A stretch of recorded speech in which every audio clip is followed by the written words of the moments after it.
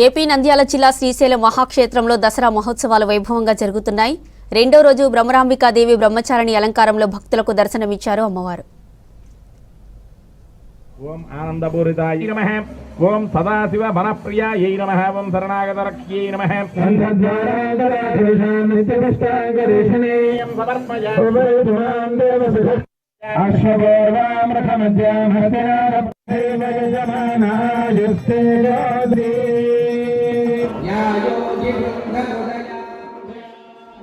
ముందుగా అమ్మవారి ఆలయ ప్రాంగణంలో ఏర్పాటు చేసిన ప్రత్యేక వేదికపై బ్రహ్మచారిణి అలంకారంలో ఉన్న అమ్మవారికి పలు రకాల పూలతో అలంకరించారు.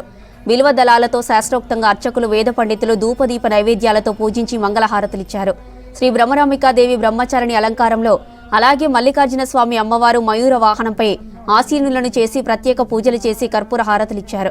తర్వాత గ్రామోత్సవానికి బయలుదేరగా ఉత్సవమూర్తుల ముందు నృత్యాలు భక్తులను ఆకట్టుకుంటున్నాయి. శరణాగతరక్ష్యై నమః. సమర్పయ